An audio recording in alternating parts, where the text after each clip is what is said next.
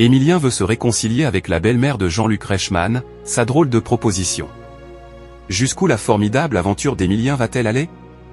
Depuis maintenant plus d'1 an et demi et plus de 500 participations, l'étudiant en histoire brille par ses connaissances pointues aux 12 coups de midi, une culture générale à toutes épreuves qui lui a permis d'amasser une cagnotte historique dans le jeu de TF1, plus de 2 millions d'euros. De quoi permettre au jeune homme de 22 ans, vendéen d'origine et inscrit en licence d'histoire à Toulouse, de réaliser ses rêves. S'il semble indétrônable avec ses 21 étoiles mystérieuses, le maître de midi suscite aussi les critiques de ceux qui commencent à se lasser de le voir revenir à chaque épisode. Ce jeudi 8 mai 2025, le champion a profité de ce jour historique pour évoquer avec humour une personne chère au cœur de Jean-Luc Reichmann. Ce petit cadeau qu'a donné Émilien à la belle-mère de Jean-Luc Reichmann. Le 8 mai, c'est quand même le jour de l'armistice. Je me dis que c'est peut-être l'occasion d'enterrer la hache de guerre avec votre belle-mère.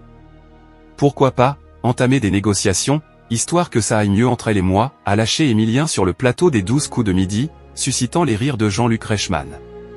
Je ne m'attendais pas à ça. Avec Roselyne, a répondu l'animateur de TF1, évoquant ici la mère de son épouse Nathalie Lecoultre, avant de montrer à l'écran un dessin dédicacé qu'Émilien a offert à la belle-mère de Jean-Luc Reichmann. Jean-Luc Reichmann, sa belle-mère impatiente qu'Émilien soit éliminé. À plusieurs reprises, Jean-Luc Reichmann s'est amusé à répéter que la mère de son épouse dont il partage la vie depuis plus de 20 ans était impatiente de le voir enfin céder sa place de maître de midi à de nouveaux candidats. La France entière, et en particulier ma belle-mère, se demande quand est-ce que vous allez vous arrêter, avait-il même fait savoir sur le plateau des 12 coups de midi fin mars 2025. Lors de ce numéro, celui qui est également acteur de la série Léo Mattei avait accepté de transmettre au champion un cadeau offert par cette fameuse Roselyne, un bonnet blanc à pompons verts à l'effigie du comté. Vous savez qu'elle vit dans le Jura et elle m'a fait passer ce cadeau pour vous et on doit prendre un selfie, avait-il proposé à Émilien, qui s'était évidemment exécuté avec plaisir, prenant la pose avec le couvre-chef sur la tête.